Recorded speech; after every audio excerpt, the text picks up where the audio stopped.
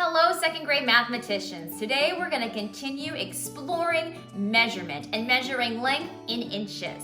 Have you ever had to measure something? Why is measuring length useful? I can think of a time when we moved into our brand new house and we brought a measuring tape with us to measure all the walls, the floors, to make sure our furniture that was in our storage unit would fit in our house.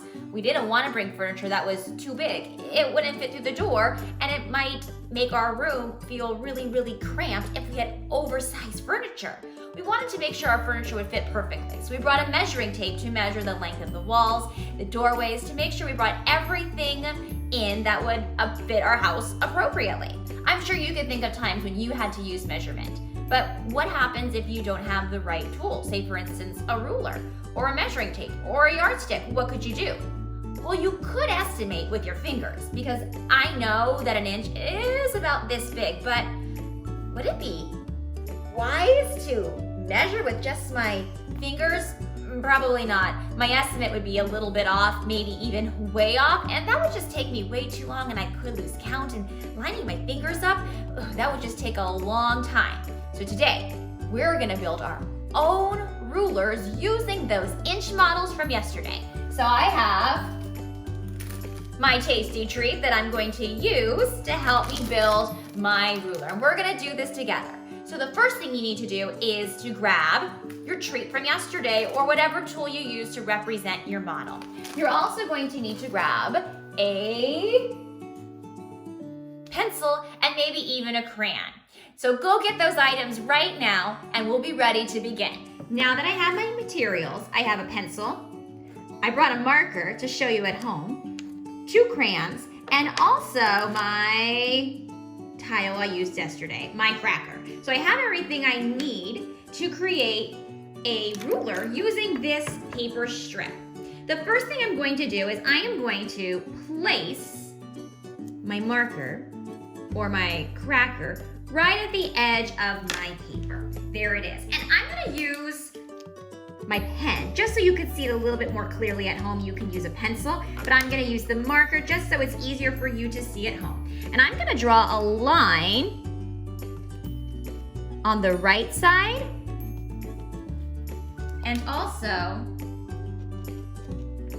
the left side there, oops, excuse me, for my mark. So this right here represents my cracker, and I said yesterday that this here was approximately about 1 inch. So I have created 1 inch so far. I'm gonna take my cracker and I need to line it up perfectly on my other side. And with that, I'm going to hold it in place and draw another line. Now I don't need to put a mark on this side because it's already there, and that represents the edge where my 2 crackers would meet up. Because remember, I have to put them really close together for them to meet. And then I'm gonna place mine again, and I'm gonna put a similar line. Picking up, now it looks like I have 1, 2, 3.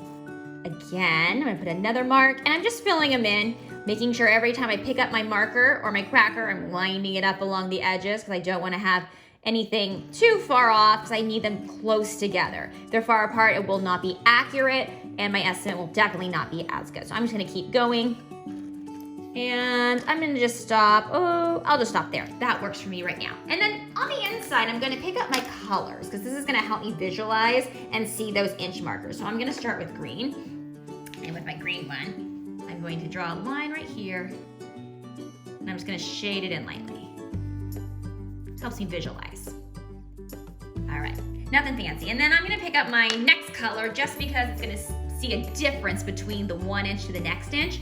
If I do the same color, I can do that. However, I just want it to pop a little bit more. So when I'm using my ruler, I can actually see that, oh, hey, this color is different. So that means it's a different inch. I got my green one again, and I'm gonna color it in, shade it in, nothing major, just light. Okay, I'm gonna pick up my red one, and you can see that I'm creating a pattern, aren't I? Doing an A, B pattern. Keep going, picking up my green one. And I'm just gonna keep going back and forth until I get to my edge. Now this is gonna be the last one I use, and the reason this is the last one I'm using is because I've stopped here. I didn't create another line over here. So I have created a small inch model. And notice that I had to line up the left edge of the object with the very first mark. So when I'm looking here, I know that when I use this ruler, I am not going to be starting right here at the very, very edge. I'm actually going to be starting right here at this black line.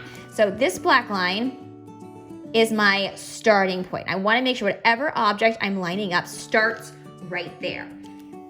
And when I measure and my object is, let's say, measuring this same length, this would represent here 1 inch, and I'm abbreviating inch, I-N, period. It's an abbreviation. I know that if it hits here and I have a 2-inch one, it would end here, and this line would be 2 inches. 2 inch.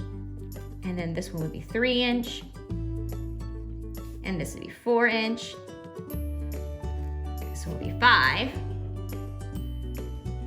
And 6 inches. Is it perfect? No, but you know what? It is an estimate because I use these as my inch model because they were really close. So I actually have something really handy that I could use in my assignments today, and I can even use this to measure anything else. So for example, if I wanted to measure the length of this crayon, I can line it up with my starting point. Notice I have my arrow there.